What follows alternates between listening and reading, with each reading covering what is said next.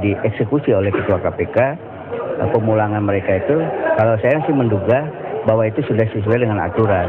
Bahwa mereka tidak puas atau keberatan sesuatu yang wajar, walaupun ini baru kejadian pertama terjadi.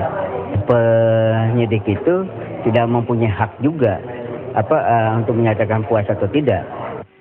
Dalam rapat dengan pendapat kita tanyakan, benar enggak ada perpecahan, benar enggak ada banting meja? Tidak ada katanya. Semuanya fine-fine aja, minum kopi sambil ngerokok, sambil enjoy. Semuanya bilang begitu. Komisi 3 percaya dengan konstitusi itu? Nah kalau nggak percaya kita harus percaya sama siapa dong?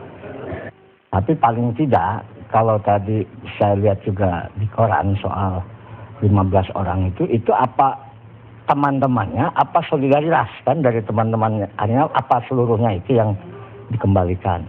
Tapi menurut hemat saya, ya mungkin karena sekarang segalanya serba terbuka ya, jadi bisa saja kemudian itu ada semacam ya mungkin unsur kesengajaan supaya diketahui gitu bahwa di internal KPK ada sesuatu lah yang kurang beres.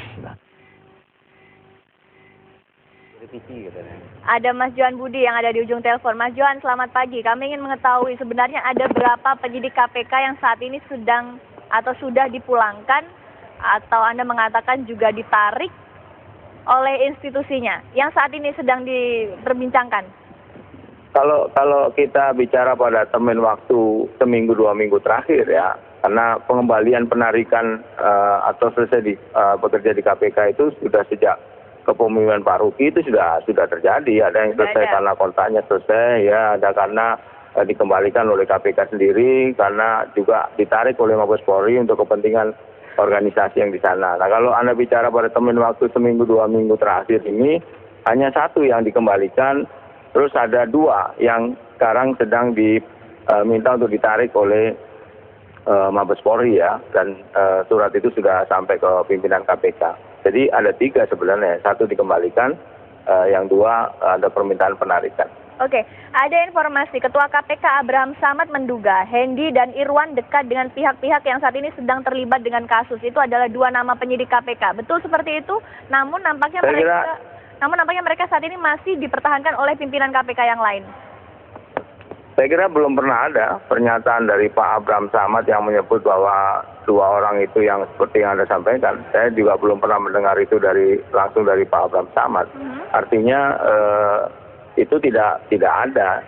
Pak Abraham Samad juga tidak pernah mengatakan satu kali pun bahwa yang dikembalikan itu karena ada kedekatan dengan kasus gitu misalnya. Lalu alasan pengembalian itu apa, Pak Johan?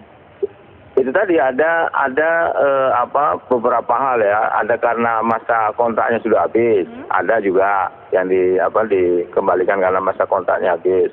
Ada karena dia punya promosi yang di sana. Ada juga. Jadi macam-macam alasannya, Ratna. Ada yang karena saya kasih contoh misalnya beberapa waktu yang lalu kan ada yang untuk menghindari konflik of interest waktu itu. Ada salah satu penyidik yang kita kembalikan ke Mabes.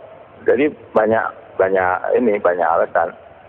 Intinya pengembalian ini apakah hanya Pak Abraham Samad saja yang meminta atau ini sudah keputusan kolektif kolegial dari seluruh pimpinan KPK?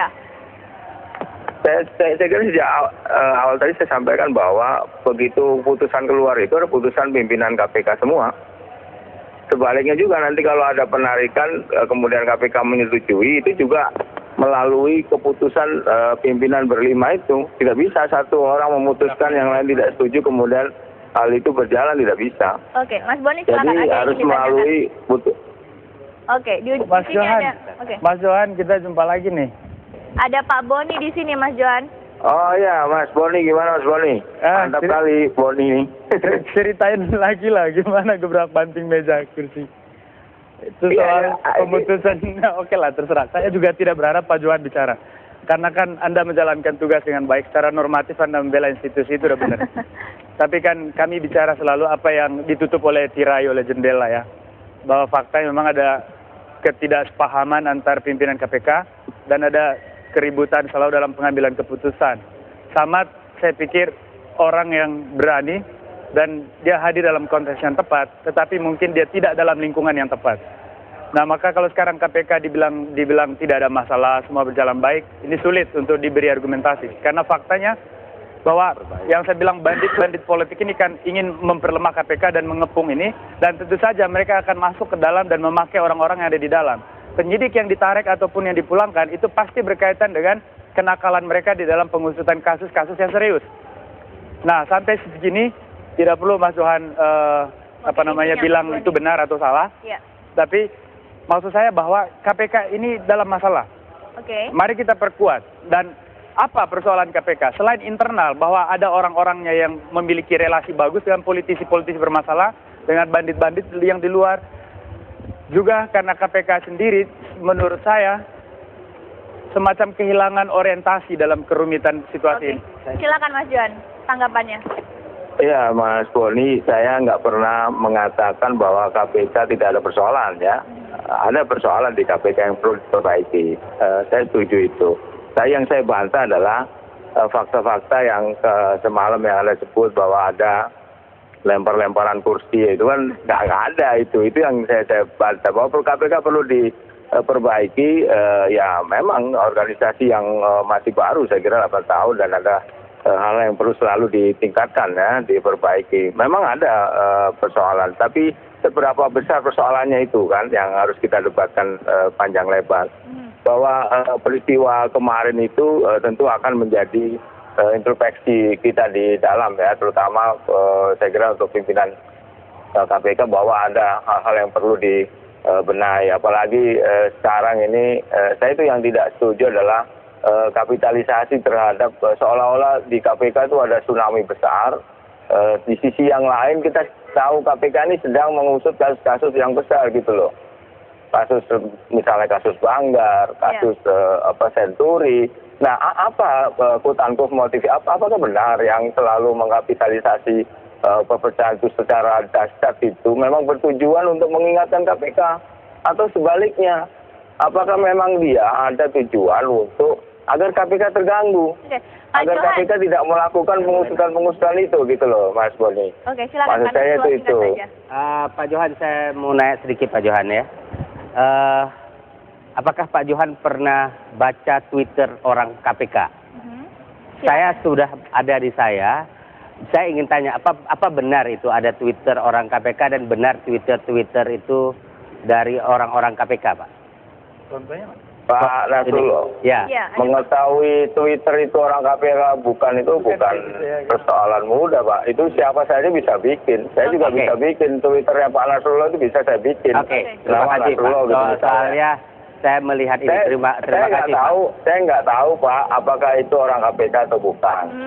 Yang kedua, saya juga tidak mendengar informasi-informasi yang ada ditulis oleh orang yang menamakan orang KPK itu gitu. Jadi sangat sulit. Pak Johan, begini, jumlah personil KPK sendiri kan selama ini sering dikeluhkan kurang untuk menangani banyak sekali kasus korupsi di Indonesia. Dan sekarang sudah ada beberapa personil KPK yang kemudian dikembalikan dan ditarik. Lalu bagaimana caranya? Ini kan berarti kekuatan KPK, prajuritnya KPK semakin berkurang. Kekuatannya semakin sedikit dong. Jadi gini, tadi organisasi kan perlu dikembangkan ya, capacity building. Itu permintaan penambahan SDM, terutama di bidang penindakan itu selalu kita mintakan itu. Cuman kan kita memang depend on ya. Penyidik sampai hari ini kan memang dari pihak kepolisian, jaksa juga dari pihak kejaksaan. Mereka juga kan terbatas jumlahnya gitu. Sehingga permintaan itu kita lakukan terus, Ratna. Nah, soal pengembalian tadi itu kan ada berbagai hal. Yang tadi saya bilang bisa karena masa kontraknya habis, karena memang di aturannya itu ada 4 tahun, kemudian bisa diperpanjang 4 tahun. Oke. Nah, dalam proses itu bisa dikembalikan, bisa juga pihak Mabes yang menarik gitu loh. Oke, baik. Saya ingin menjelaskan itu duduk persoalannya itu.